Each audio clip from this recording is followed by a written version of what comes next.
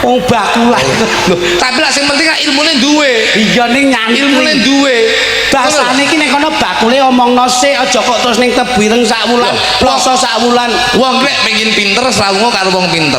Kowe lek pengin sinau babakan motor, ya kowe tunggu-tunggu ning bengkel. Lek kowe pengin babakan ngerti babakan agama, babakan tumindak ning alam donya, kowe ya sregepo kowe iki tuwa apa jenenge srawung karo wong pondokan. Gandul sarunge yai. Loh, kleru lho kowe. Lo gandul sarunge yai, ndek tak ganduli malah melorot rakatoan kok yaine. Kuwi ngrembug lek pengen pinter. Lho ki lho.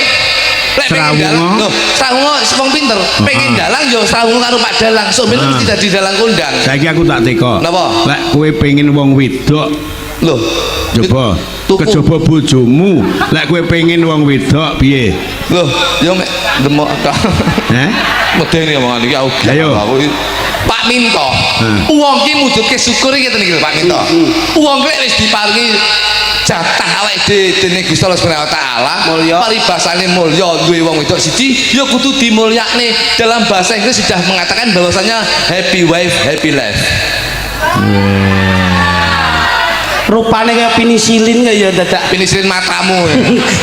Happy wife, happy life. Ah, basane kaya basa ngono ki barang. Tegese bahagiakan istrimu, hidupmu akan bahagia. Masya Allah, Masya Allah, Masya Allah. Piye ki mau piye ukaramu piye jajal Mas? Lali aku iki. Tegese happy wife, happy life ki istrimu itu bahagiakan. Wong lek wis iso nyenengne bojomu, insyaallah kowe iki uripmu bakal bahagia. Mulane kita sebagai umat manusia, sejere ade duwe jodoh ya kudu bisa nyenengi wong wedok. Wong wedok ki senenge apa ya dituruti, Pak. Apa meneh wong wedok zaman saiki. Lek wong wedok zaman biyen nuwun sewu, gampang menane, Pak. Ditukokne apa tengok-tengok wis penak, tukokne panganan enak ya wis penak. Manut. Ning lek saiki wong wedok niku saya angel, Pak. Wong wedok ki saiki tuntutane skincare. Iki mboten. Klambi yo kudu apik. Iya. Iki mboten. Dolan yo kudu adoh. Poh. Mergo kuliner terkontaminasi, Pak. Poh. Layak kono bendina nyenengke bojone. Wong nganggur pisan mbok tinggal mancing rek nyenengke bojo. Loh, mancing nika kula golek iwak kadol nggo nyenengne bojo, Pak.